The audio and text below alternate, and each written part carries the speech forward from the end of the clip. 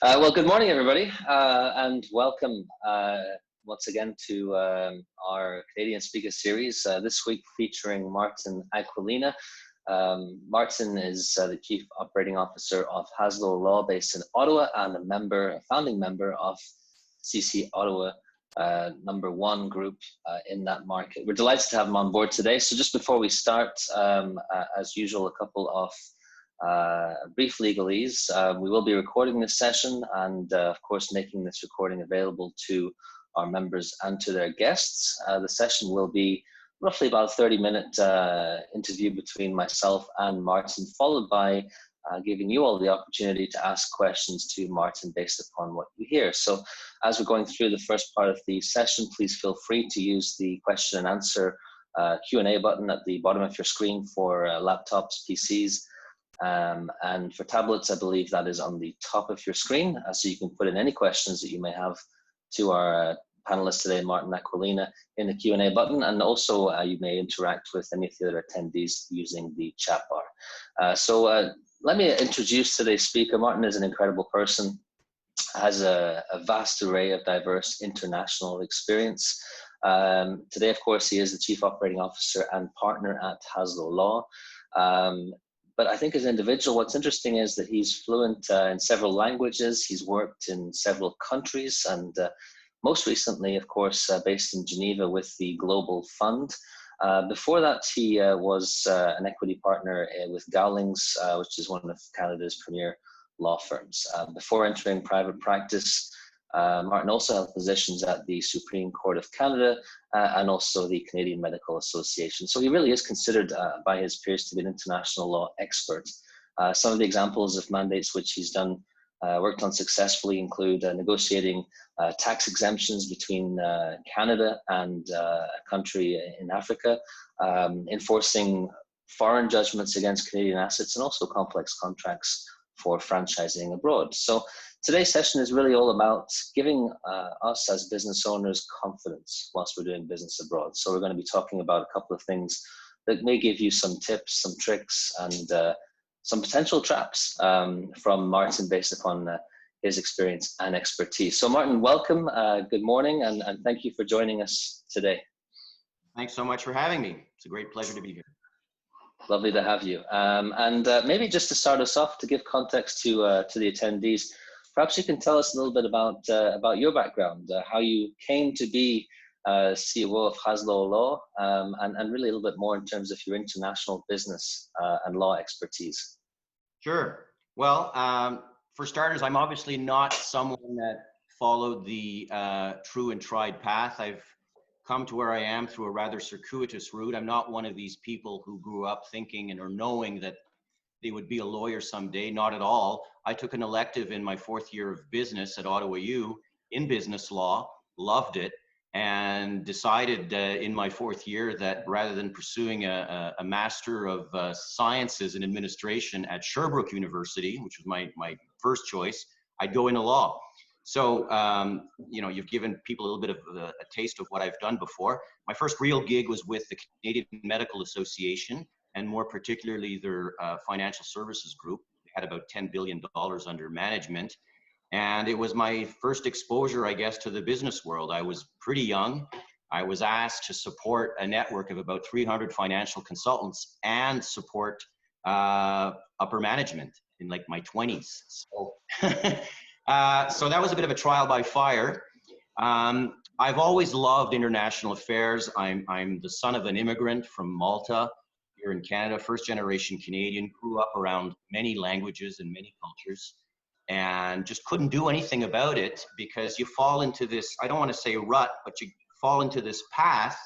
You graduate with some of the, you know, I was one of the top students. So I was in a situation where firms were paying me to interview with them. That's how it was at that time, a little bit like The Firm, you know, the movie with Tom Cruise. That looked a little bit like what I was doing. Any event, it was all nice and dandy until I realized, okay, well, I'm done with this. I'd like to do something else. And then you're stuck in a big structure and you just can't do anything else. So I took a sabbatical, went to the Netherlands to kind of rebrand myself, retool, build a network, importantly, learn international law, which I'd always kind of read about. And yeah, the rest is kind of history. I mean, I became an international lawyer through my learnings, my experience, and you know, my marketing efforts. That's what I like to do, and the more I do, the more I attract it. So that's what I hope will keep going. Well, I think it's interesting as well, Martin, for those of you, us that may not know you, you know, you're not your typical corporate lawyer coming out of big practice. And I think, you know, particularly what you're doing in Geneva certainly resonates a lot with me because there was obviously aspects of international law there. But, you know, Global Fund really is to, I believe, to fight against tuberculosis, AIDS, malaria, and so on. So there's a social aspect to it as well. And that tells me something about you as an individual. And I guess that was possibly one of the reasons why you decided when coming back to Canada to you know, get out of that big practice world and start your own firm. In terms of the conversation today, and I think, you know, going back to that issue of confidence, which is really, I guess, establishing trust and mitigating risk. What sort of strategies should business owners be thinking about as it relates to the structure of their business when they are doing business abroad, which could obviously be a bunch of different things. So to make it simple for the attendees today, perhaps you can give us a little bit of an insight into types of structure that could be relevant. Absolutely, absolutely. Well, you've touched upon, I think, a primordial point in terms of doing business abroad, and that's trust. The lack of trust is what usually begins any relationship, and then you have to develop that. Going hand in hand with that is the concept of apportioning the risk, because no matter, I mean, you obviously get to a point where there's enough trust to enter into a commercial relationship and or a legal relationship with someone. Well, you'll still do well, be well advised if you apportion the risk in advance of a problem happening. So in terms of structures, it's an extremely diverse and wide topic. To keep it simple, I would say the first fork in the road that a business looking abroad is going to encounter is, do I export my business or do I do FDI, foreign direct investment? Do I go over there and set up shop, or do I stay where I am and throw hooks across one of the two ponds and set something up where I'm not really there? My business is not really there, but I've got people that I trust that are on the ground doing something for me. Mm-hmm. And you know, a number of things will inform which fork, on which side of the fork you go. If you're looking at FDI, I usually talk about setting up shop locally when my client wants to keep control of the operations. Either it's a psychological thing, they just like to control things, or there's a real issue such as protecting their IP, protecting their technology, protecting their know-how, protecting commercial secrets. I mean, you can go ahead and register some of the things I've just mentioned, not all of them, but mm-hmm. Let's face it, if you do, you know, the cat can get out of the bag. So to a client like that, I'll say, well, maybe you should set up shop abroad. And then you've got another fork in the road, and that essentially, to keep things simple, is, do I set up a branch office, which is just an extension of my Canadian business, or do I set up a subsidiary? And what informs that? Well, it's easier to set up a branch office because there are less formalities. Setting up a subsidiary means you're going to have to create an entity, incorporate an entity locally. You're going to be more part of the fabric of that particular society. And that last point is sometimes what makes the balance tilt in favor of the local subsidiary. For instance, just a couple of weeks ago, we had an instance of a client who has a distributor in the US. The distributor went ahead and just nonchalantly opened a subsidiary unbeknownst to our client. He was well-intended. He was saying, people want to buy US. I need an ABC company, USA. So we convinced him that he had no right to incorporate. So we went ahead and incorporate, but it speaks to the point. This client, based in France, needs a US subsidiary. Its distributor is saying, people want to buy US. I can't have a French company here. Give me the appearance of a physical presence. So we went ahead and incorporated, you know, and so that often informs whether I go with a branch or with a subsidiary. And so just to be clear, a branch obviously is an extension of the Canadian entity. It's not a separate legal entity, and therefore, there's different aspects in terms of tax and law that would apply, whereas a subsidiary is a separate operating entity, which I imagine has liability implications, pardon me, internationally. But those are the two sort of, I guess, broad options in terms of how to go down the foreign direct investment route. Yeah, absolutely, absolutely. So, and of course, there's tax implications. I mean, if you're operating a branch of your Canadian company, well, in Canada, companies are taxed on their worldwide income. So you're going to be paying Canadian tax, all things being equal, on the income of your your branch, of the revenues earned by your branch. Another thing you touched upon, liability. Well, to the extent you're trying to shield your Canadian operations from liabilities abroad, a branch won't do that for you because it's just one entity. And to shield liability, you need to create another entity in the foreign country that has liabilities of its own that are not guaranteed by those of the Canadian parent, and then liability stops there. It's particularly important that type of approach where you're exposed to product liability. You don't want to risk all of your Canadian business in a foreign market if you don't have to, and hence that will often inform a decision to incorporate locally.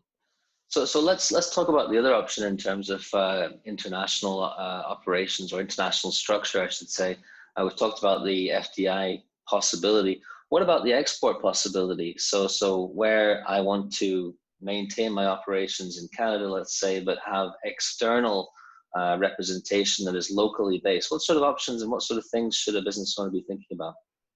Well, again, there's kind of a fork in the road here, and it's, do I opt for a local representative approach, which would be a number of things, a disclosed agent, an undisclosed agent. I'm not sure we have time to get into that too much here. A distributor versus again, having a more substantial presence through, for instance, franchising. There's the granting of concessions. There's distributorships where I have a certain presence. So the question becomes, how present do I want to be overseas? If I want to still control things, the franchise model is not a bad one, because the person will have to follow your business methods.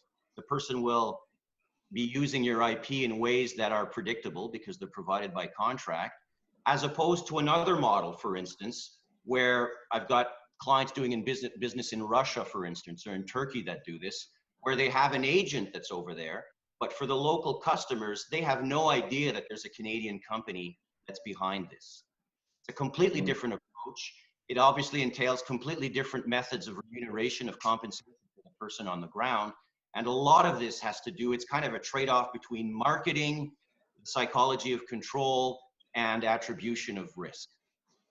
So we're talking about legal structures, but there's an operating structure, I think an important operating structure aspect to all this, which is how much control do you want to have, or do you need to have, in terms of how your business is actually brought to market in those foreign countries, essentially. And I know that you wanted to talk a little bit about the notion of permanent establishment. Perhaps you can elaborate a little bit of that, because people may not, certainly I wasn't aware of the concept, but people may not be aware of what that actually means and what they should be thinking about around permanent establishment for Canadian business owners.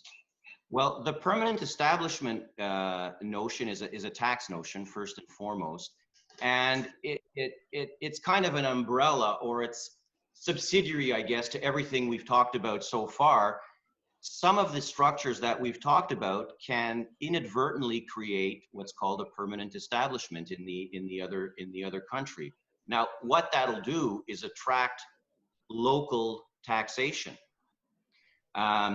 So that could mean big problems, especially if we don't have a tax treaty with that country. That means that your Canadian business is going to be suffering double taxation, again, because the Canadian business is taxed on its worldwide income.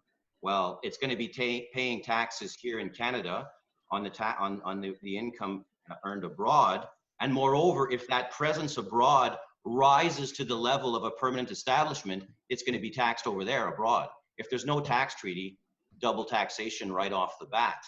And what people have to, I mean, the definition of permanent establishment is somewhat intuitive. I mean, if you don't have a fixed place of business, you usually don't have a permanent establishment. However, I came across no later than last year a situation where I was acting for a client doing business in Mexico, timidly wanting to have a presence. So it was going to send independent contractors to Mexico to kind of scope the market and whatnot. Well, guess what? Under the Mexico-Canada tax treaty, totally surprisingly, there's a definition of permanent establishment which encompasses a certain type of presence, either through your own employees or independent contractors within Mexico. So not even being in Mexico, but sending people there to scope that spend significant amount of times in Mexico, boom, all of a sudden you've got Mexican tax obligations. So, Interesting.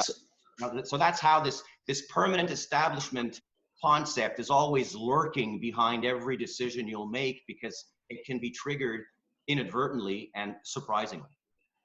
Important things to think about. And so moving a little bit away from the structure and control aspect as it relates to trust and mitigating risk, and talking maybe a little bit about contractual arrangements, because clearly, in the beginning of COVID-19, a bunch of companies that have supply chain across the world were impacted, and obviously whether it be having a supplier from China where this thing started, and not being able to fulfill contractual obligations in North America, or the opposite way around. There was a lot of contractual challenges, I guess, that came out of that. But for someone listening to this call that either has clients abroad or suppliers abroad, or is intending to do so, what should they be thinking about as it relates to contracts? Well, I can never underscore enough the importance of a good contract. And sometimes what I say to people, it's not just the paper, because typically the contract ends up in a piece of paper or many pieces of paper that are thrown into a desk, and it accumulates dust until it's. I view the process of putting together a proper contract as extremely enlightening for both parties to discover themselves. Sometimes parties that we thought trustworthy, well, when it comes time to put pen to paper, they're not really that trustworthy, or vice versa. And that process is extremely useful for discovering that. And more importantly, I think, beyond the when do I get the right to sue you type of thinking, a good contract will tell the parties what each party expects of each other, and that's extremely important. I had a situation where I was representing a local design firm defending a $1.5 million lawsuit from a Brazilian company, because they'd agreed to produce a prototype for the company, but never determined. They just had the vague term prototype, and lo and behold, in the design industry, there are all sorts of prototypes. And there was a huge debate on, well, yeah, I got a prototype, but that's not what I meant. And the contract was a piece of garbage, unfortunately. The contract was half marketing document, half legalese. And yeah, I mean, we eventually settled for a very interesting sum of money for my client, very low sum of money. But all this could have been averted had the parties said, okay, this is what I really expect from you. Thanks for the marketing brochure. But so a good contract will explain to the parties what each of them needs to do. It will apportion the risk between the parties. One thing that I find interesting is the governing law. A lot of people are of the view, if you will, that my law is better. I want the contract to be governed by my law. I mean, most people who think they're doing their clients a service by doing that will strongly advocate for their law. The fact of the matter is, it can often be better to have the foreign law apply. I'll give you an example. If you're the client that is rendering the service and expecting a payment of money, you'll want to have as much time as possible to turn around and sue the party. in the other country if they're not paying you. Well, in Canada, our limitation periods tend to be short. You know, Quebec 3 years, Ontario 2 years, many of the other provinces are 2 years, some a little more. In this case, the country was Malaysia, and we would have been SOL had we insisted on Canadian law applying, because we would have been out of time. Luckily, it was the law of a particular Malaysian state that applied, and we still had plenty of time to bring a claim. So I never take for granted. In fact, I just, you know, every suggestion that I want my law to apply, because that's sort of the common knowledge and the common wisdom, no, not at all. I had another situation where I had to set up a joint venture in Mexico. Well, in Canada, joint ventures don't really mean anything. In Mexican law, there's actually a framework for it, a legal framework for it. So why not take advantage of it, you know? Mm-hmm. So that's an interesting point. Maybe the last point I'll make on international contract is that of dispute resolution. Unfortunately, disputes may arise. Another common misconception is, oh, well, I'm going to set up a fancy arbitration mechanism, because that's what people do with with international contracts. I've seen that decision go sideways. Arbitration is extremely expensive. Two, most people will say, I want 3 arbitrators. I want one, and then a second one appointed by the other party, and then these 2 parties will get together and appoint a 3rd one. That'll run you at probably $25,000 a day, you know, if you've got entire days of hearing. So, you know, that's pretty expensive. Secondly, arbitration can be slow. You know, sure, the courts are backed up, but good arbitrators are backed up as well. Thirdly, I've had a situation where the arbitrators, unlike courts, want to get paid up front. I've had situations where a party has manipulated that to say, okay, we've agreed to arbitration, but I'm just not going to pay the arbitrator up front the fees that they want. Well, all of a sudden we're bogged down and we have to go to court anyway. So we have to be careful as to viewing arbitration as a panacea. I much prefer a three-step approach where there's amicable resolution, possibly through escalation to the upper echelons of the management who aren't involved in the day-to-day of the contract, then mediation, then arbitration, or going to the courts. And I know we often use we often use arbitration because we want to avoid courts that may be corrupt. I get that. But it's important to realize that arbitration, if you're going to have arbitration, you have to think it through and have a proper arbitration clause that goes beyond the boilerplate that we typically see in most. Interesting, and some good points. And then I think one of my takeaways is, you know, you really have to know what you're getting into in terms of the legal framework of the country in which you are wishing to do business. And you know, obviously, without being a plug for yourself, you know, it's clear that any sort of legal counsel or support advice you have needs to be very well versed on the local laws and so on and so forth. So just moving on a little bit, we've talked about you know, structuring a business from a legal perspective, from an operational perspective, control, not control. Talked about contractual obligations. So what about the money? What about repatriating the money into Canada? Because, you know, again, going back to the theme of this conversation, establishing confidence. You know, that's possibly the biggest thing for some of the business leaders on the line today and in our community is, you know, if they have established a very profitable business operation abroad, how easy is it for them to get the funds back into Canada? So what should they be thinking about, Martin, in terms of their setup? That's a great question. Certain country, well, there's at least two angles there. There's one that's more of a tax angle, a Canadian tax angle, which is, what is the best method to get money back into Canada? Will the foreign company pay management fees back to the Canadian company? Will the foreign presence pay a royalty? Will there be interest payments because we will have moved money over there by way of a loan? Now, of course, those questions can only be answered once you've got your structure. Because if you've gone the branch route, for instance, well, your branch can't enter into a contract with the Canadian entity because that's contracting with yourself. You know, a royalty. Well, a royalty makes sense if you've gone, for instance, the licensing route or perhaps the franchise route, where, you know, for X dollars of sales or X euros of sales, you get X as a royalty. Then it kind of makes sense. In other circumstances, it doesn't make sense. A management fee might make sense if you've gone the concession route, because in a concession, unlike a franchise, you usually give liberty to the person on the ground, the concessionaire, to operate the business in the manner it wants. It's not constrained by a methodology.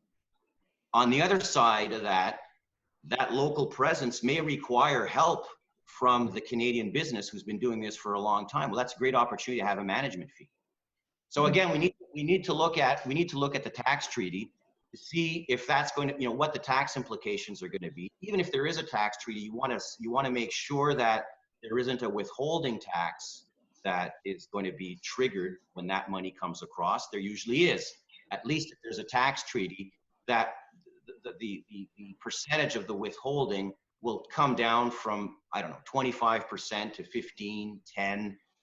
I think for the UK and the US on certain types of payments, it's 5. So there's an opportunity there to think that through to determine what's the best method to get the money over here.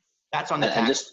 And just to be clear, Martin, from withholding tax, essentially, if you are looking to bring money back into Canada, withholding tax is a mechanism whereby the country in which you are doing business will withhold some of the funds that are to be sent back to Canada, if I'm not mistaken. Yeah.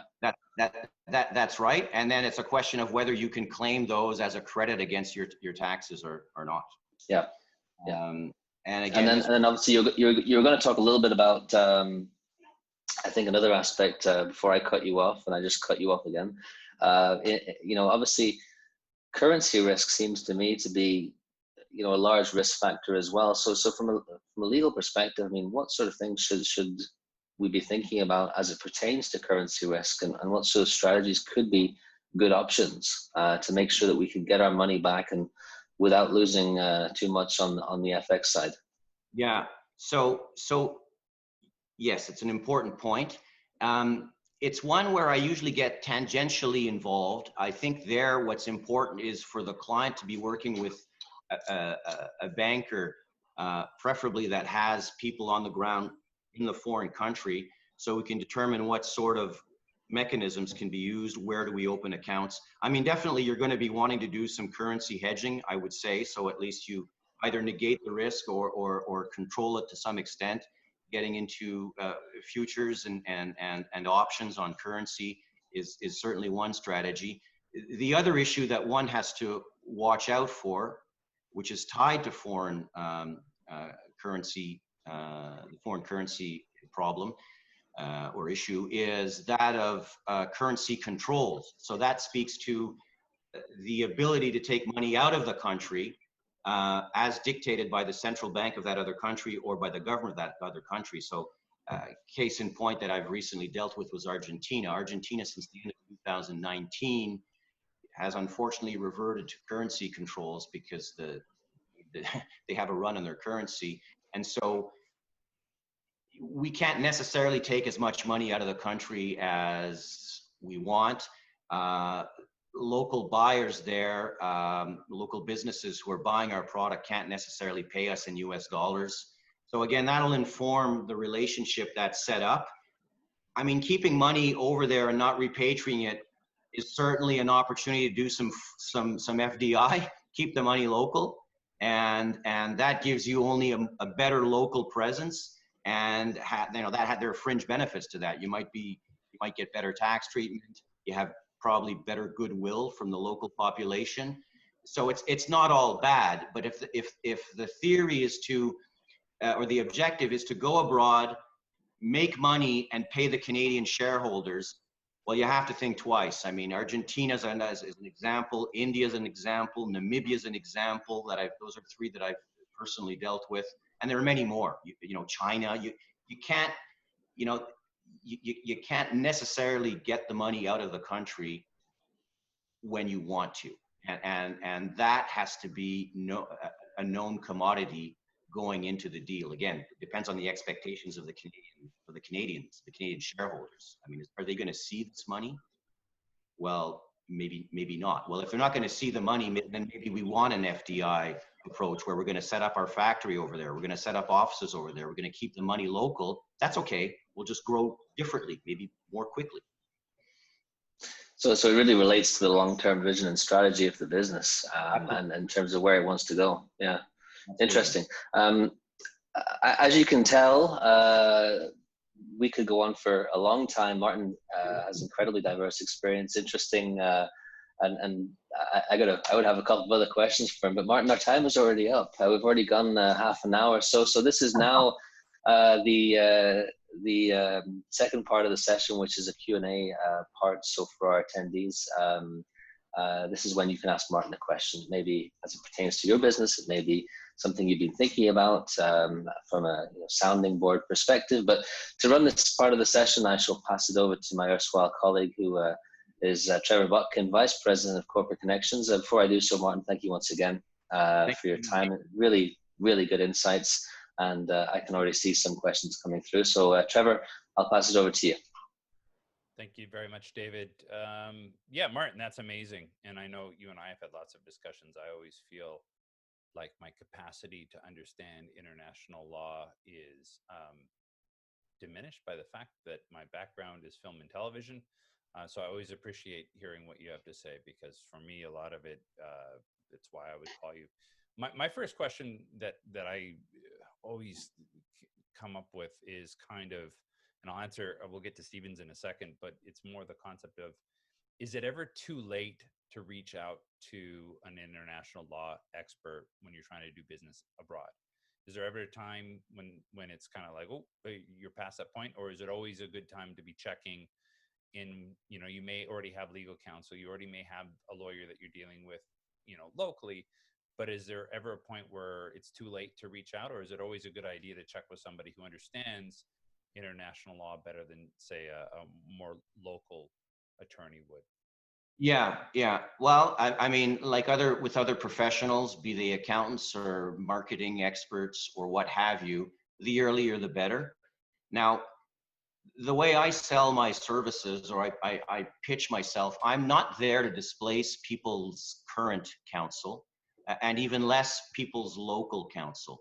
An international lawyer such as myself, I have a bridging perspective where, because I've studied many legal systems, just right off the bat, I'm called to the Bar of Quebec and the Bar of Ontario. I've done my civil law and my common law, so those are two of the major systems. I'm a good bridger, I find, between the local lawyer here and the foreign lawyer. So I'm often a third party, and that's how I would want people to see our services.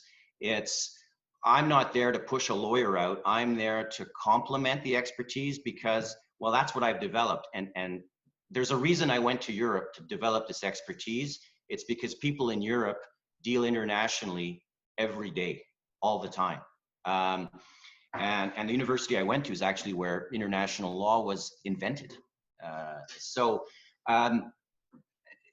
There's always a good, I would say, if you're about to enter into any sort of serious contract and you've been there for a while, I think it's a good idea to dial in and check. I'll just give you one quick example. This notion of commercial agent.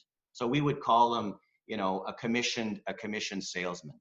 Well, by God, that concept in many jurisdictions, if you don't know what you're getting into, you could be feeling very sorry for yourself later on. If you're in a Gulf community country or the UAE, once you've got one of those people, you can't fire them. They become like an employee. Same thing under the EU directives. These people are entitled to compensation when you terminate their mandate. We don't have anything like that here in Canada. You could contractually create it, but that's not part of our law. And that's one that keeps coming back, this notion of commercial agency. We use the term agent all the time in daily parlance. It doesn't really mean that much, but in many jurisdictions, it means quite a lot. Which is a great segue to our next question, which was Stephen is asking, as companies are looking to the global markets, what's a common mistake that you're seeing them make maybe over and over again in that sense? Yeah, well, the one I just mentioned, Um, the other one, it's not so much a legal mistake as a human or business mistake. It's gauging the trust, getting a sense of the trust. And I know this is kind of old news. People have said this a lot, but in many places, you have to actually go see people, and many times.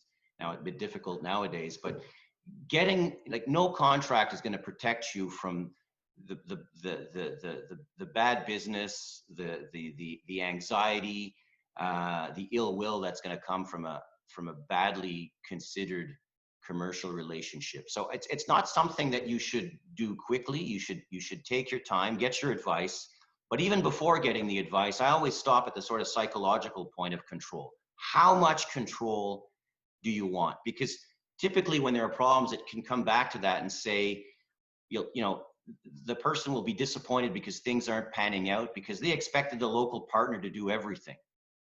Well, you know, I've dealt a lot with people in Africa, and that type of expectation is, I don't want to generalize, but is often disappointed. Conversely, some people want to keep all the control, and they find out that that wasn't the intent of their partner, who really wanted sort of to replicate your business over there, and you should have probably thought of a franchise model. So figuring out how much control you want, I think, is the biggest mistake, in the sense that if you didn't do that, you didn't think about that, the rest will not follow, and you'll probably end up with a disappointment at some time. And I assume it gets very costly when you make these mistakes early on, and they compound as you try to correct it, without going back and just starting from scratch and making the right decisions from the beginning. I guess a small mistake in the beginning in terms of how you structure the contract or how you structure the business can lead to very costly mistakes down the road, and maybe unintended consequences. Yeah, well, yeah, because pulling out of any relationship, or maybe not any relationship, but pulling out of many relationships usually involves some heartache, and those heartaches can translate into lawsuits if either party feels quite strongly about it. But again, I can come back to this rather banal example, but as banal as it is, most people don't know about it: the commercial agency problem. I mean, if I've set up someone who's a true commercial agent, and I decide to change my mind, and this person's built up 3 or 4 years of goodwill locally, I'm gonna have to pay for that.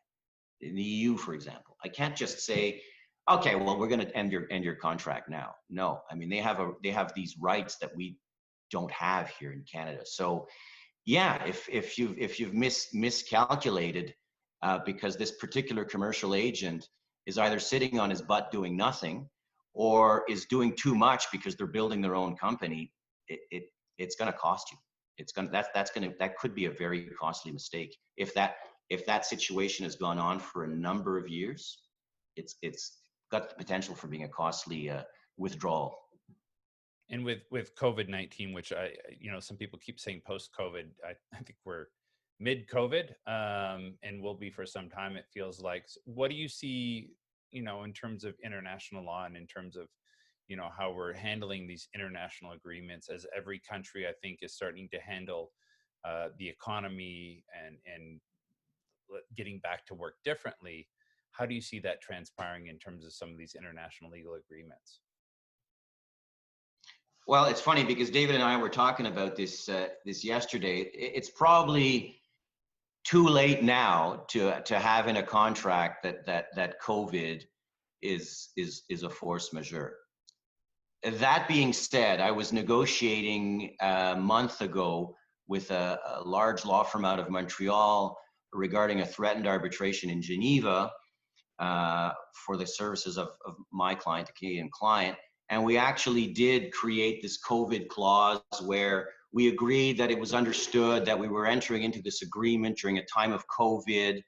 And then what I did, which I thought was smart, I don't know if it'll hold up in court, but I said, one of the elements of force majeure is that you can't predict it, right? So what I said is, notwithstanding any theory of law that involves predictability or improvisability, this will be considered a force majeure. So we'll have to see. but at least I thought about it, because otherwise, if I just let it run with a typical force majeure clause, down the road, someone's going to say, look, we were like in April, it's totally predictable that force majeure is going to have an impact on your supply chain. So don't come crying to me later that you weren't able to supply me because of COVID. And again, depending on the law that applies, but that's pretty uniform. Mostly countries won't recognize an element of force majeure if everyone knew that it had a potential to happen. So how is COVID going to change contracts? Well, again, if the type of ploy that I've used is successful, maybe it'll change it that way. I think we're going to see maybe more sort of a pandemic, general pandemics called out. I'd seen epidemics before. So maybe now we have pandemics. I think maybe people will pay more attention to force majeure provisions. But for now, I think it's kind of too late if you're entering into a business relationship now to say, worst comes to worst, I'm just going to invoke force majeure. I don't think that'll work. So with that in mind, what would you say is, I'll ask it two ways. What do you see as being the most exciting thing right now within international law? What gets you kind of your juices really flowing of what you're seeing happening across the globe, I guess? And then what's the biggest, what keeps you up at night as an international law expert? So what keeps me up at night, and what do I see across the globe going? I'll start with the second. What keeps me up at night? Like other people who advise clients that they really care about. I've always found in my profession that it's a challenge for me to shut off, because I really deeply care about the people I serve. And I also, just frankly, as a bit of a geek, deeply care about the discipline, about the area of law. So my fear is that I get it wrong, it doesn't keep me up awake, but I mean, I'd lie to you if there were instances where the first thing that happens when I wake up in the morning is, God, I hope I got that right. But I mean, touch wood, or in Italian, toccare ferro, we'll touch iron. It's never happened. But I mean, I think goes for everybody who cares, right? You care, you get deeply involved emotionally, and that's what keeps me up awake more so than what's the next principle of international law going to be. That leads me to your first question. Again, what I really am keen in seeing, and I've promised myself I would jump in on a couple of seminars, is what's going to happen to the law of transport. Because now we've got these ricochet effects where people can't fulfill their contracts because they can't get a part that they need to supply their customer, and so on and so forth.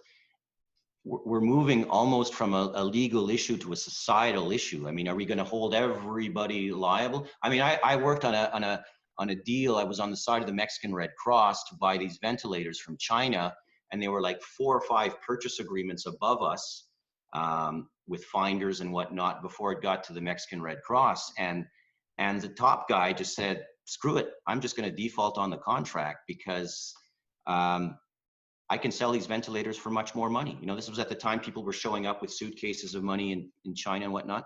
And it was interesting because I really felt for the Mexican Red Cross. They didn't want a lawsuit. They didn't even want their money back. They wanted ventilators to help people. So the law's not equipped to deal with things like that. The law will say, yeah, you got your damages. You can get your damages. Yeah, but I'm the Mexican Red Cross. I don't need money. People give me money, and we had a donor involved from California in that case specifically, and they don't want to see the money go back. They want the ventilators to help people. Well, our law doesn't.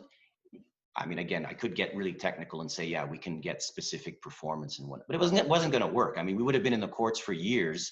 People would have died in Mexico. So we had to find an alternative source for the ventilators. So how law is going to adapt to that is something that I'm interested to see on the supply chain aspect. That's fantastic. We're pretty much out of time. If you could do it in a very short answer, because Stephen asked again, in terms of, are there any countries that we should be avoiding, because of their country's legal system? Saudi Arabia. Saudi Arabia. Saudi Arabia has proven. I've represented one of the biggest Canadian post-secondary educational institutes who's set up a campus there. It was a disaster. Negotiating with the Saudis is extremely difficult. So maybe I saw the exception that confirms the rule. I had a few other dealings with Saudi, but that was the principal one. And it appeared to me that negotiating with them just made no sense whatsoever. Just a wholly different mentality, whereby the contract is just a starting point for a negotiation. It's not actually an agreement, you know. Right. So I think that contract, that country I would avoid. Anecdotally, Russia, but I haven't dealt that much with. I don't really have that much real life experience with Russia, but Russia, you have to be careful of. I know a lot of Russian lawyers, so they're ones that help me out on things. So I never get into the nitty gritty of it, but those two are the ones that are on my radar as be very careful.